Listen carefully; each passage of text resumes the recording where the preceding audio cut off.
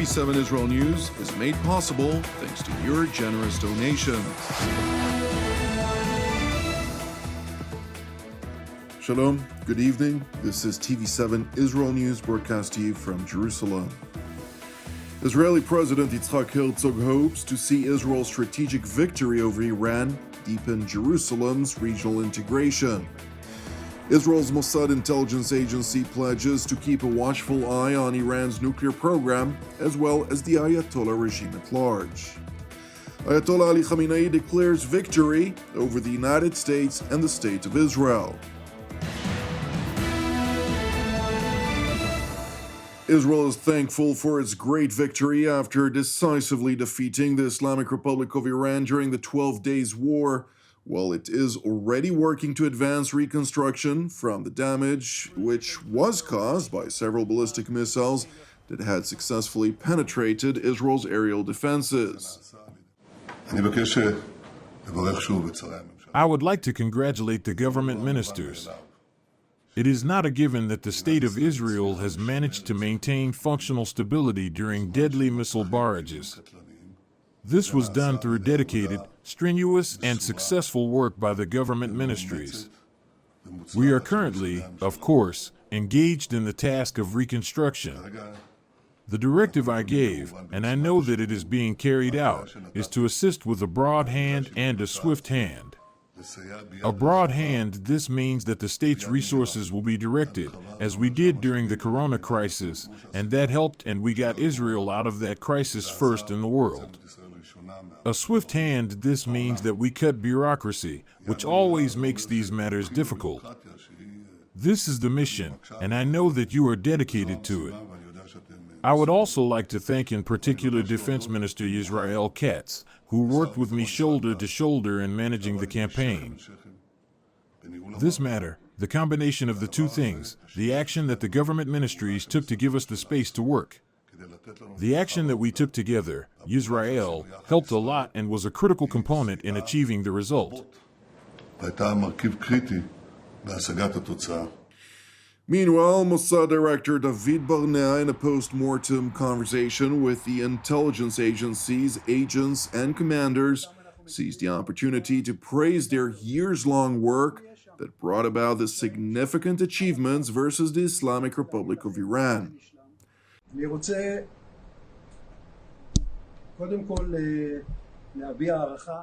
First, I would like to express great appreciation for all that you are doing, not only from the campaign's perspective, but for months and years prior in which you had essentially succeeded implementing all of the operations in a right manner that brought us to an appropriate single moment, which was the starting moment of the campaign.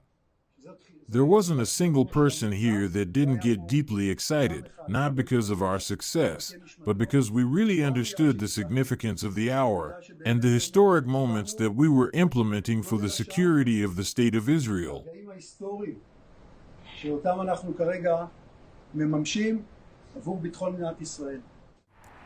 Barnea continued by voicing his deep appreciation to the partners of Mossad, who were no less instrumental in bringing about the extraordinary victory, to include the IDF and all its separate branches, as well as the Central Intelligence Agency of the United States of America.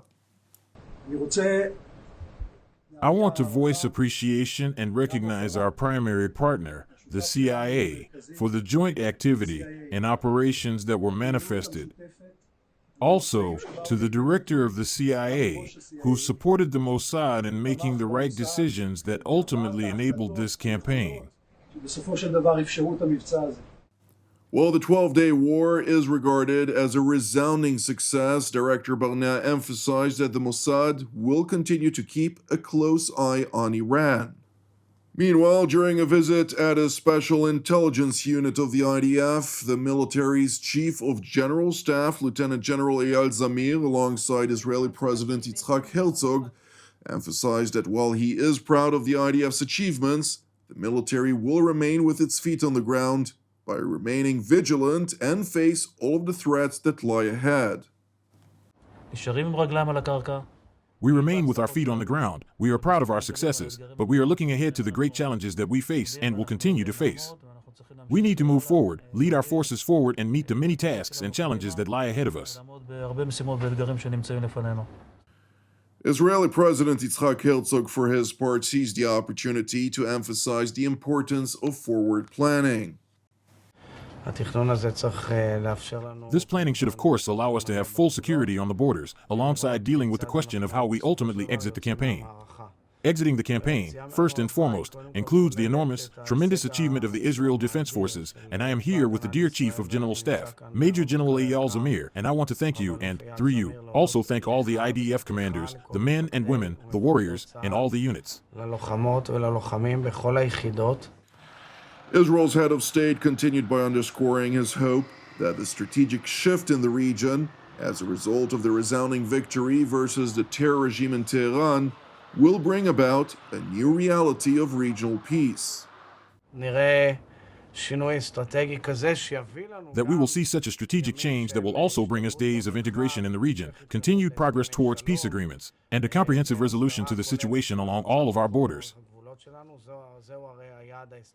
This is our strategic goal, our aspiration to live as an independent and sovereign state without threat in the Middle East, and I think this is another step in the process to reach our goal. President Herzog naturally also touched upon the success of the Israel Armed Forces, praising the commanders and troops involved for the unimaginable achievements. Moreover, the president also voiced deep gratitude for the backing and proactive support of the United States of America and its leader, President Donald Trump. Earlier last night, President Donald Trump held a press conference on the sidelines of the NATO summit in The Hague, during the course of which he read a report by the Israel Atomic Energy Commission with regard to the outcome of the American strikes on 3 of Iran's nuclear installations. The devastating U.S. strike on Fordo destroyed the site's critical infrastructure and rendered the enrichment facility totally inoperable. It was devastated. We assess that the American strikes on Iran's nuclear facilities has set back Iran's ability to develop nuclear weapons for many years to come. This achievement can continue indefinitely if Iran does not get access to nuclear material, which it won't. President Trump continued by stating that both Israel and Iran had fought very hard, while further voicing appreciation for Jerusalem's decision to call off an aerial sortie after the Ayatollah regime in Tehran violated the ceasefire. They fought very, very hard and very viciously, very violently, and they were both satisfied to go home and get out. And can it start again? I guess someday it can. It could maybe start soon. I think a big telltale sign was when, as you know, Iran somewhat, by not much, violated the ceasefire. And Israel had the planes going out that morning, and there were a lot of them, 52 of them. And I said, you got to get them back. And they brought them back. They didn't do anything. They brought them back. It was very good. I thought it was amazing, actually. They have fought a hell of a war. They fought very hard. I think the war ended, actually, when we hit the various nuclear sites with the planes. The American leader also responded to a question on whether Iran would resume its nuclear program and whether there would be consequences to such a decision. I don't see them getting back involved in the nuclear business anymore. I think they've had it. They've been at it for 20 years. And I don't see that happening either. Now, if it does, we're always there. It won't be me. It'll be somebody else. But we're there. We'll have to do something about it. Meanwhile, in Tehran, after several days in which Iran's supreme leader, Ayatollah Ali Khamenei, remained in hiding, the arch-terrorist released a pre-recorded address from his hideout, proclaiming Iran's victory over the United States and Israel.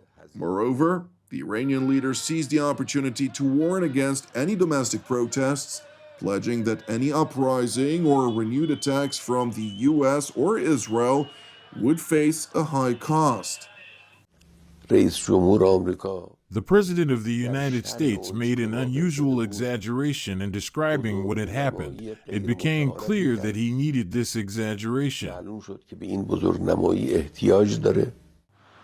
Meanwhile, the new commander of the Islamic Revolutionary Guards Corps, who replaced the eliminated replacement of eliminated former commander Mohammad Salami, declared that his forces were ready to pull the trigger in the event of any type of aggression against Iran.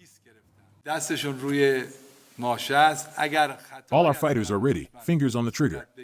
If the enemy makes a mistake, they will be met with a firm and powerful response, just as they were over the past 12 days. When it comes to defending this country, we do not hesitate for a single moment.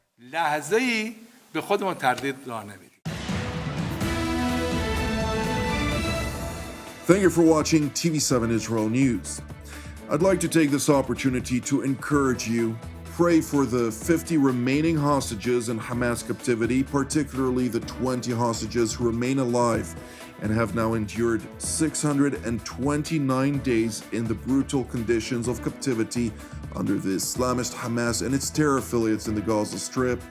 Please pray also for the service members, the IDF, U.S. Central Command, and the other troops that are continuing to safeguard Western civilization at large, the United States and Israel in particular. And lastly, please also pray for the peace of Jerusalem and the salvation of Israel. And it's also important for us to note that TV7 Israel is a donation-based nonprofit ministry, and therefore if you're blessed by the content of our programs, it will really help us if you render a donation to our organization to be able to continue to produce those programs that we release on a daily basis. You can do so via our website at www.tv7israelnews.com. I'm Jonathan Hessen, and God willing, we will see you during our next update. Until then, Shalom from Jerusalem.